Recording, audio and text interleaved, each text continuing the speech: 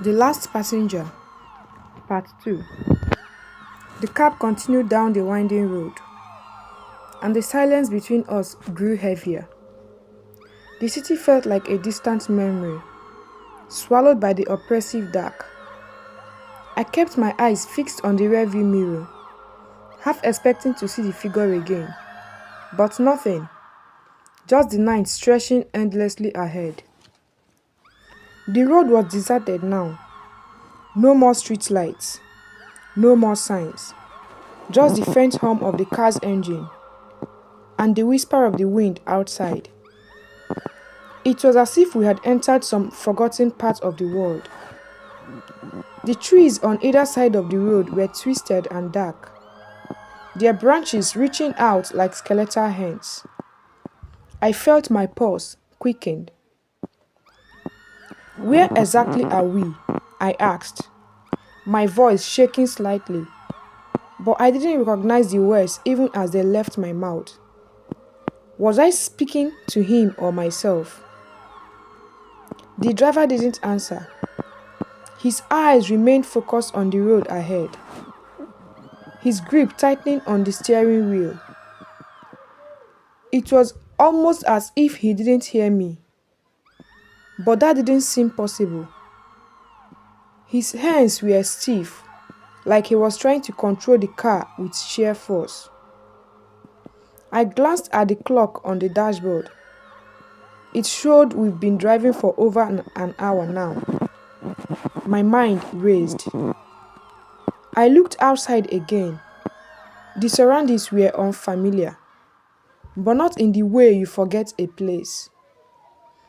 It was deeper than that. This place felt wrong. It was as if we were no longer on the map, driving into some void, some empty space where reality itself was thin. "Excuse me," I tried again, my voice more frantic this time. "Where are we headed?" The driver didn't respond. He didn't even seem to acknowledge my presence anymore. His face remained impassive, his gaze fixed on the road ahead. I could feel the tension rising in my heart, but there was no way to stop it. The car kept moving forward, deeper into the unknown.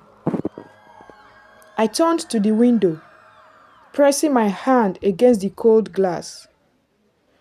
The reflection of my pale face staring back at me. The stress outside had become twisted. The dark back and sleek like they were reaching for the road itself, trying to grab hold of the car. Then I saw it again. A figure. This time, it wasn't just a flicker in the corner of my eye. It was a solid, undeniable presence in the back seat. I wiped around, my heart racing. But again, nothing was there. I swallowed hard, trying to calm myself, but the fear was building too fast.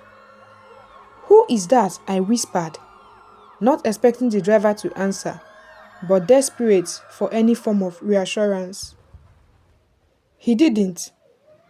The trees grew closer, pressing in on us, like the road was closing in. It felt suffocating. We were trapped in this never-ending stretch of highway, and I couldn't even see what lay ahead anymore. The headlights of the car barely pierced the fog, and the darkness around us swallowed everything. The air was thick with dread. Finally, the driver spoke, his voice low and distorted, like it was coming from somewhere far away. "You are almost there," he said, his eyes still fixed on the road. I opened my mouth to speak, but the words didn't come. Something was pulling at me, an unexplainable force that kept me silent. My throat felt dry, and my hands clammy. My entire body felt cold, like I was no longer in control. As the cab slowed down, I could see a sign ahead. But when the cab passed it, I could barely make out the words, just a blurry outline. I leaned forward, squinting in the fog, but I couldn't read it. What I could see, however, was a building in the distance. It looked old, abandoned, like a ghost of a place. The windows were dark and empty, the structure sagging under years of neglect.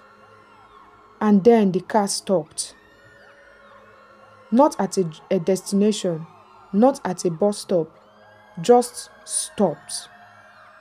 The engine died. The cab was silent. No hum, no noise, just the quiet, thick and pressed against us.